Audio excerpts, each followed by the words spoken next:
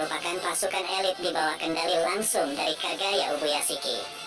Terdiri dari 9 anggota yang termasuk pejuang terkuat secara keseluruhan di antara pasukan pemburu iblis. Seorang Hashira bertugas untuk melindungi ancaman iblis yang tidak dapat ditangani oleh pemburu iblis di bawahnya, sehingga secara tidak langsung mereka adalah penopang utama dari organisasi ini. Pada umumnya, setiap Hashira memiliki gaya pernapasan yang mewarisi Hashira terdahulu, dan beberapa di antaranya bahkan mampu menciptakan gaya pernapasannya sendiri. Sedangkan untuk menjadi anggota Hashira sangatlah tidak mudah, dan sejauh ini terdapat 2 metode untuk dapat mencapainya. Metode pertama adalah seorang pemburu iblis akan diakui sebagai Hashira jika dia mampu membunuh setidaknya 50 iblis selama bertugas, atau pernah membunuh salah satu dari anggota 12 iblis bulan. Sedangkan metode kedua adalah menjadi Sugoko atau murid dari Hashira terdahulu, di mana seorang pemburu iblis akan dilatih mati-matian selama 5 tahun.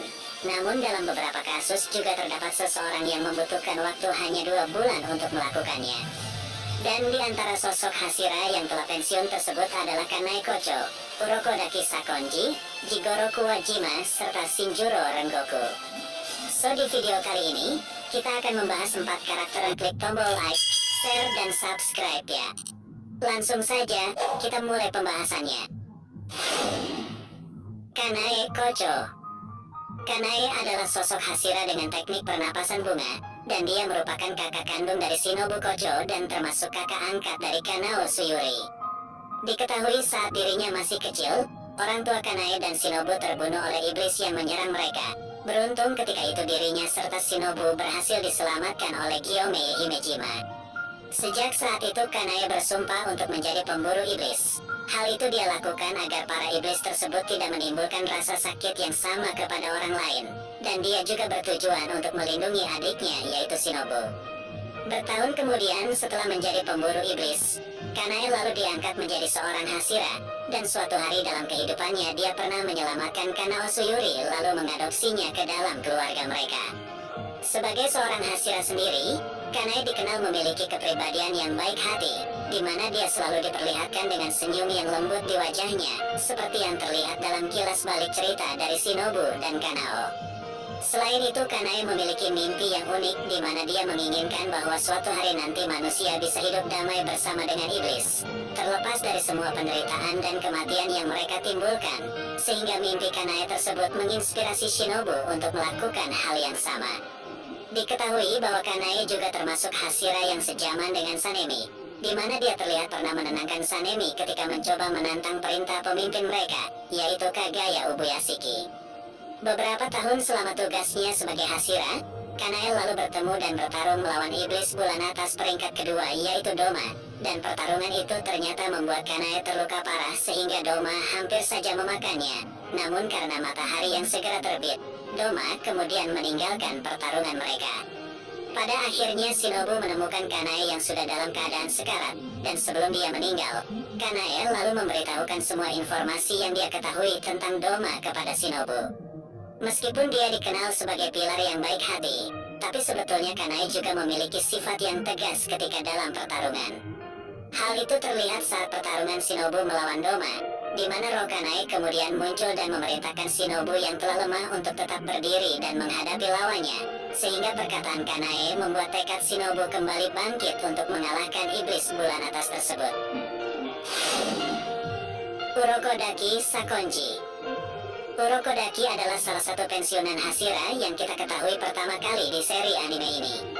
Dia merupakan sosok yang menduduki posisi Hashira dengan teknik pernapasan air sebelumnya, dan juga termasuk guru dari beberapa ahli pedang seperti Giyu, Sabito, Makomo, serta Tanjiro, dan banyak murid lainnya.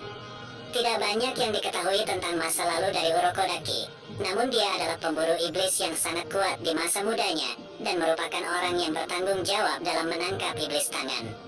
Tak lama setelah tugasnya sebagai pemburu iblis, Urokodaki kemudian diangkat menjadi pilar air untuk beberapa tahun, sebelum akhirnya dia memilih pensiun dan menjadi guru bagi pemburu iblis dengan teknik pernapasan air. Meskipun terkenal dengan penampilannya yang unik, namun banyak fans dari anime ini yang penasaran dengan identitas asli dari Urokodaki, mengingat dia selalu memakai topeng dan tidak pernah memperlihatkan wajah aslinya, bahkan sampai seri manga Kimetsu no Yaiba berakhir. sehingga berbeda sekali dengan kepribadiannya yang sangat tegas dan disiplin.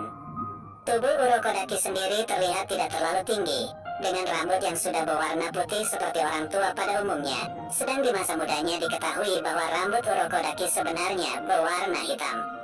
Walaupun pada awal seri anime ini berlangsung, Urokodaki diperlihatkan tampak seperti pria tua yang keras dan pemarah, tapi sebetulnya dia merupakan sosok yang lembut dan penyayang. Dia memang melatih murid-muridnya dengan keras dan disiplin, tapi sebenarnya dia juga sangat peduli pada muridnya dan memandang mereka sebagai keluarganya sendiri. Hal ini terlihat dari bagaimana Urokodaki menjadi sosok mantan pilar yang sepenuhnya percaya bahwa Nezuko adalah iblis yang tidak akan memakan manusia, dan dia juga percaya bahwa Tanjiro akan menemukan obat bagi adiknya.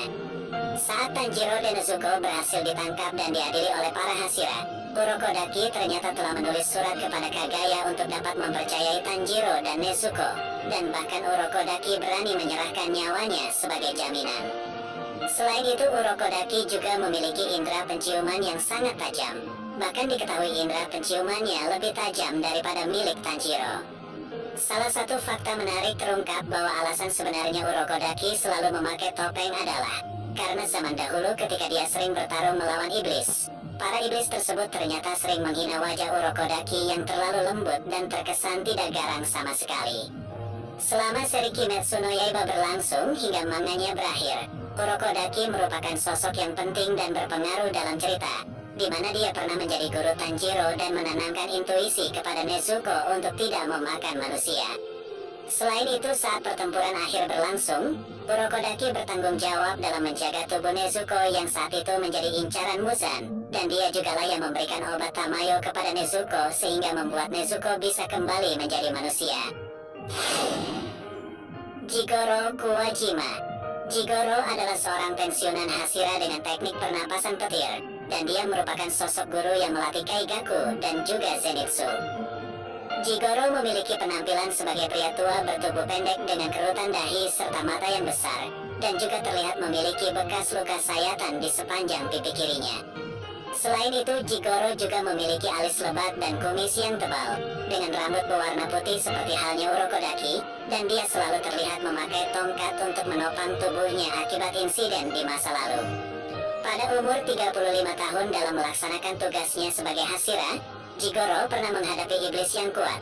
Meskipun dalam pertarungan tersebut dia berhasil selamat, tapi sayangnya Jigoro harus kehilangan salah satu kakinya sehingga membuatnya memutuskan untuk pensiun sebagai seorang Hashira.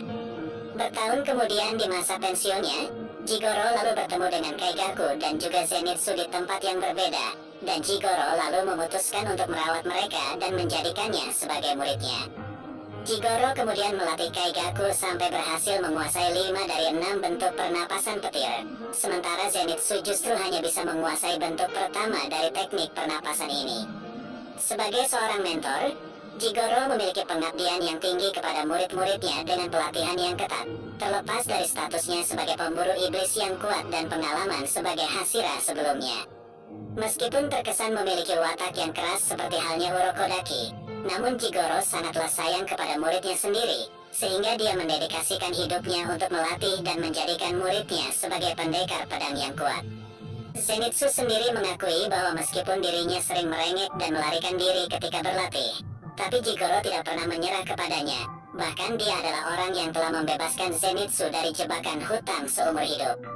Sekalipun Zenitsu hanya bisa menguasai bentuk pertama, Jigoro tetap yakin kepada kemampuan Zenitsu, dan menyuruh Zenitsu untuk selalu meningkatkan kekuatan serangan pada bentuk pertama yang dikuasainya.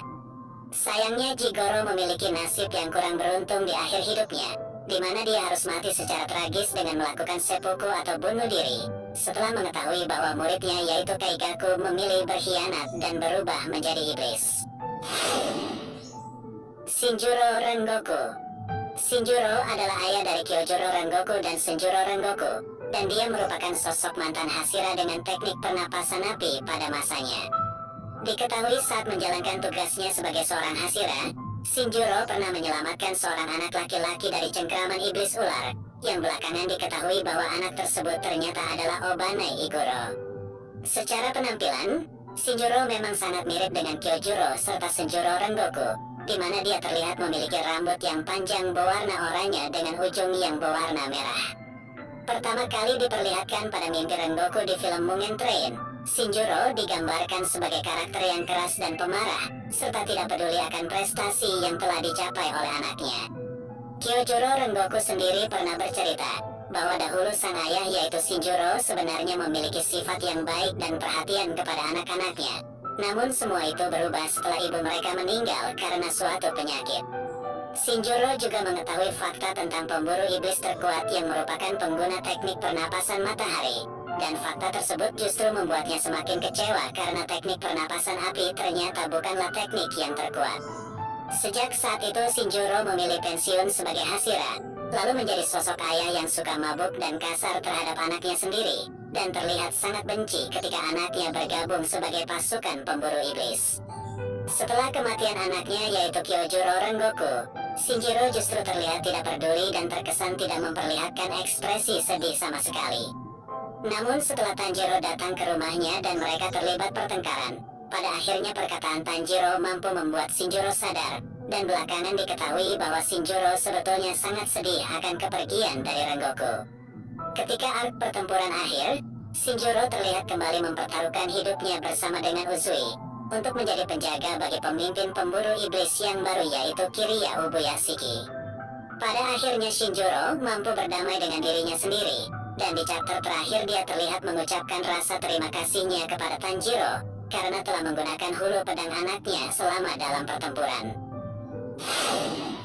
So itulah pembahasan tentang 4 karakter mantan Hashira terdahulu yang pernah menjadi mentor bagi pemburu iblis lainnya. Terima kasih sudah menonton dan jangan lupa klik tombol like, share, dan subscribe ya. Sampai jumpa pada pembahasan berikutnya.